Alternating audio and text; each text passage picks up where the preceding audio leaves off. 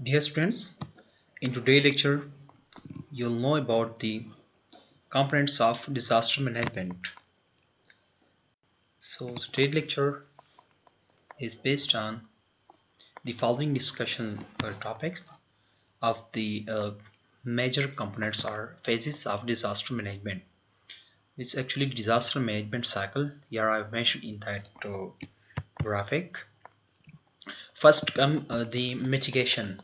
The mitigation phase or component, it's actually about the environment or measures to be taken before and after an event, that's a disaster event or any crisis. The up next is the preparedness. It can be implemented. These measures can be taken before and after an disaster event. And the next phase comes to the preparedness response, which to the any concern or potential disaster or crisis that can be during and after, immediately after an event. The next, the last but not the least, is the recovery. So recovery is in the phase of in the cycle of management and the emergency management is the post-disaster measures that can also be taken long term after disaster. Most often in the not in the rapid disaster, these are can be applied or might can be taken long after the disaster occur. So for any successful disaster management cycle, it requires the implementation of all these four phases or components of that disaster management cycle. Because if you start from the mitigation measures, it leads to the preparedness that can be before and after an event. So in that four phases or four components of the emergency management cycle or disaster management cycle, crisis management cycle, these measures mitigation, preparedness, and response that can be on the basis of before and after an event or disaster event, but in only the recovery is there, that is after disaster, not before disaster, because in recovery phase you can recover, go for recovery measures long after disaster as well. So let's start from the step by step toward that components or phase of the disaster management. First comes the mitigation are the measures that can be taken before or after an disaster event. So how the risk management and disaster management can be done. So that mitigation and prevention phase, if we go for the mitigation, it reduces disaster probability and need for assistance. Why I've mentioned needs for assistance? Why we see that there will be a probability in reduction for the need of assistance? Because if we go for the certain mitigation measures, then it can probably reduce the risk for other assistance or measures to be taken during before and after an event the occur of that disaster. Sustained action, it also includes sustained action. Majorly it is based on sustained action that can be taken before and after an event, like improved construction practices, reduce or eliminate long-term risks to people and property and other infrastructure in that area, and certain disaster if occur before, if there is probability of that disaster, and also if the event occurs or happens, that's the natural or man-made disasters. So the action that included in that mitigation step or phase, that's the hazard assessment. Before, if we see that any disaster or hazard is occurring in any area, so firstly we will go for hazard assessment.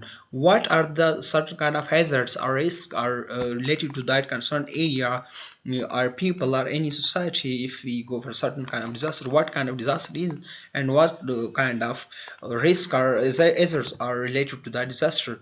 Up next will be the vulnerability analysis.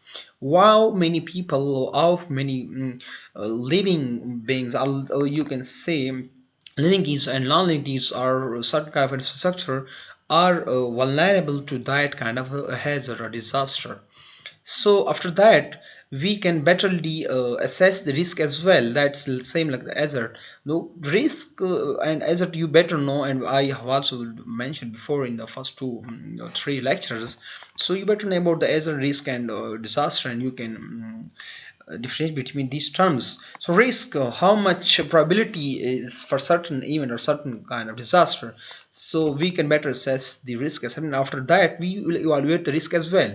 How much or how much probability is the probability of certain risk or a disaster is that these things or these infrastructure are in risk to that kind of certain disaster or any crisis. So after that, vulnerability reduction, that can be structural and non-structural, as I have discussed also mentioned in that phase of the mitigation measures. So vulnerability reduction, how much vulnerable these kind of people, you can see in the non-structural and structural infrastructure or any kind of property or any kind of other things are vulnerable to that kind of disaster. So reduce the vulnerability of that both forms, either this is living or non-living things. Integration of disaster reduction activities in all development activities can be make sure to same the mechanism like EIA process, that is environmental impacts assessment. If you know, in that is the part of climatology environment subject. So in EIA phase, if we go for the mitigation measures in the first step of the EIA process in any developmental phase. So in developmental phase, these activities like integration of disaster risk reduction can be said as a basic component or a major component to mechanize the process and make all these steps necessary to be the part of the development activities to better mitigate that disaster or the risk of that disaster or vulnerability of that disaster in that certain area or society or people, either in structural non-structural things. So let's go for the next phase, that is the preparedness. What's preparedness? It's also the measure taken that can be taken before and after an event, preparing people for disaster, and developing plans to ensure an effective response and recovery. How to train the people to implement plans after disaster occurs. In that is the basis for that preparedness step.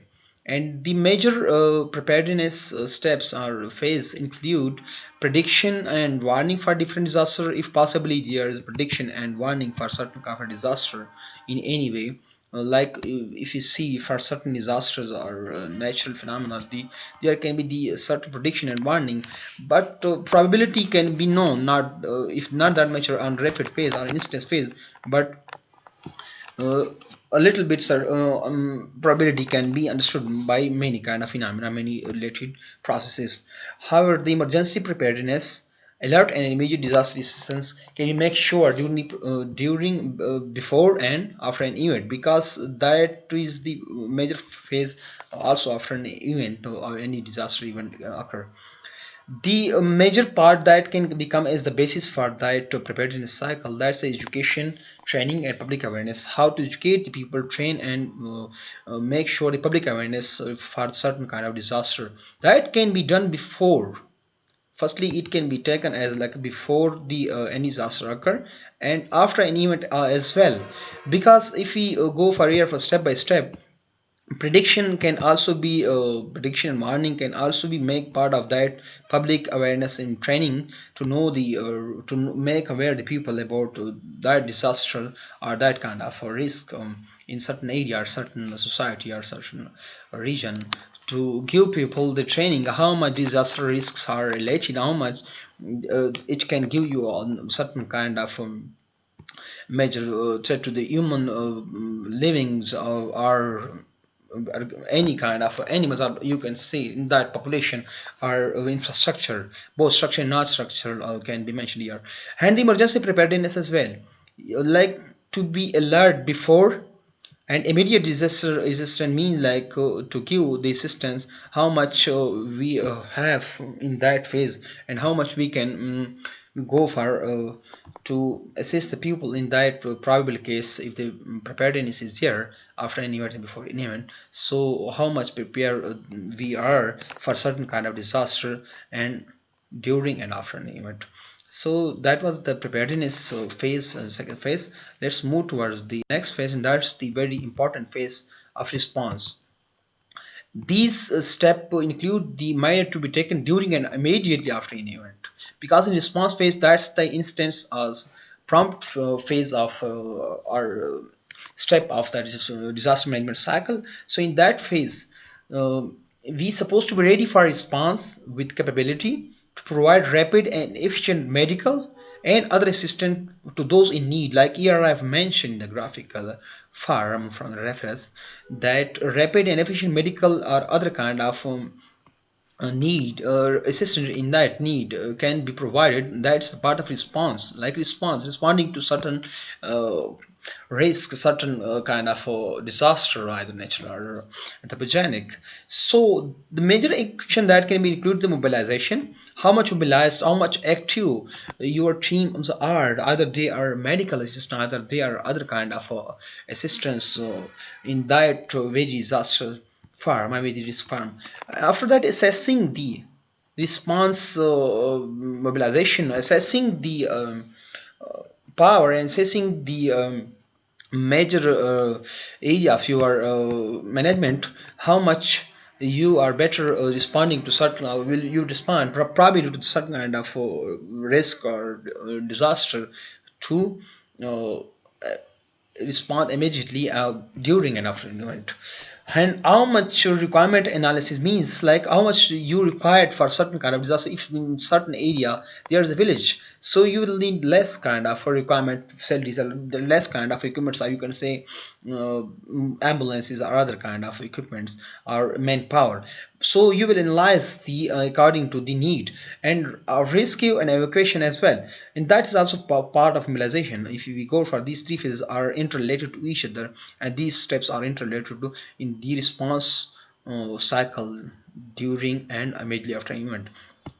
How much rescue you can, if there are people in certain disaster, like say likewise if I give example of earthquake, how much rescue you can rescue certain probability of rescuing the living beings and or other infrastructure kind of there occur in that probable phase of disaster. And evacuation, like to evacuate the people, like you get these buildings. If you are responding during any disaster, you can probably save many lives or you get that places, and how much you were rescuing in that area. Major or important structural and non-structural things. Emergency assistance is the same like the mobilization phase or like the evacuation rescue phase.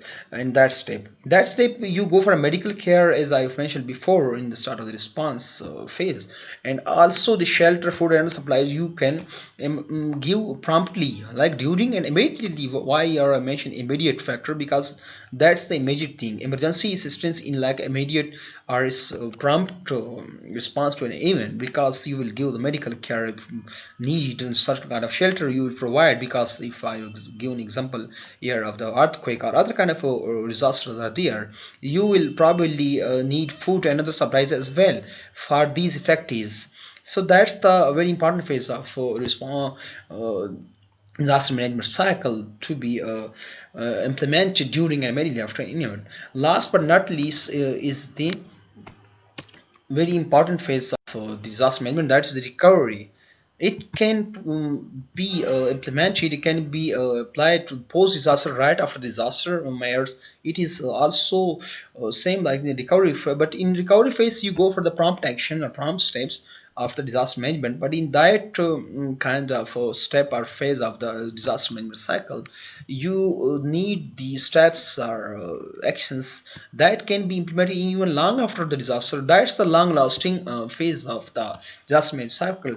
You need certain kind of steps that can be implemented, like sustainable redevelopment, new building standards and land use planning for the better rehabilitation, remanagement and recycling the towards the other steps of the disaster management cycle. So it can be also effective in the long term of disaster, because if you go for the sustainable redevelopment, rehabilitation or rehabilitation of certain kind of buildings and other land use planning, uh, then you can probably go for the standards that can be applied, and certain recovery can be occur to not happen that kind of happenings, and if it happens, to mitigate the major major kind of loss cannot be re happens. So in recovery phase, it consists majorly the rehabilitation, as I have mentioned. Mm, Here if it's rehabilitation, reconstruction. What's actually rehabilitation? Rehabilitation, like to rehabilitate the certain kind of loss to any area, any infrastructures. So rehabilitation in structural and non-structural phase both can be happen. In structural phase, if you go for rehabilitation, the structural phase infrastructure can be rehabilitated, or you can say tourism rehabilitation, like occur in many kind of areas. If there is fires or other kind of loss, and so you can rehabilitate that area. And if you go for non-structural like living rehabilitation, you will go rehab centers like there. If someone is how can been from trauma, the ERF given a graphic of that very patient. If someone is giving the relax form of mood and calical counseling, or you can say this I mentioned, and also session wise, to make them rehab from that post-traumatic stress disorders or other kind of anxieties or other symptoms that can be even occur long after the disaster phase. So in reconstruction phase, the mitigation measures can be considered to relocate or land use zoning, etc., and other kind of steps to reconstruct the structure form of infrastructure development for the sustainable redevelopment. So that's also in the long-term phase of that disaster. And rebuilding reconstruction also include the other three or four kind of steps that can be included in that. It is the rebuilding and financing for houses and buildings, and also the repair of infrastructure. So like is go for the rehabilitation in the structural phase can be the repair of infrastructure and rebuilding and financing for houses as well. Because if you go for a structural phase, there will be certain kind of communities or people who can even not bear the economical crunch and economical loss they have been faced during that certain kind of disaster. So for that, financing is also a major source to rehabilitate and reconstruct or rebuild their houses and other kind of infrastructure. So also the repair of infrastructure and giving them help are in certain kind of steps to be taken during the sustainable redevelopment. The second last phase that is very important during the non-structural phase, or that is the further anthropogenic kind of recovery, or certainly for the living beings or humans. That is psychological counseling. In that psychological say of graphical, I've shown the doctor, or you can say psychologist or the psychiatrist is giving some relaxer to trauma patient, a caring hand to be counseled, or psychologically giving him cooperation, or giving him the mindset that there will be okay, there will be okay phase come, and there will be a wish and hope for the next phase if the any disaster is occurred long after disaster. If someone is feeling anxiety or disaster, or even I've mentioned post-traumatic stress disasters are there. So disorder, sorry, post-traumatic stress disorder are there. Any kind of other psychological unwelling. So in that unwell condition, psychological unwell condition, one can go through stress or other condition. So psychological counseling can be applied in that phase, and we need some kind of uh, doctors or specialists that can give you assistance in that long-term disaster recovery and that important phase of cycle. And long-term assistance to rebuild community is critical for survival. That phase mean like in the long term, if you rehabilitate even the community sustainable redevelopment can be critical for that, both not only psychological or other kind of rehabilitation, other kind of assistance, but it's also critical to survive in that certain community. If someone has passed through some kind of a disaster, some area has been uh, affected from certain kind of disaster, so it's critical for, and it's very important to rebuild that community not only on the structural basis but also on the non-structural basis. So all these steps are one very important for the recovery phase, and even it can be applied long after disaster and are long lasting because of the sustainable development and also sustainable rehabilitation for a better living standards, and for better remanage and live some in certain kind of area, certain communities to give a special survival message for a better living, and then regrow in that society to sustainably rebuild their lives or their infrastructure in certain disaster area or probable disaster area. So that was about the disaster management cycle, the four major steps that can be implemented during, before, and after a disaster. So better we will discuss also in one.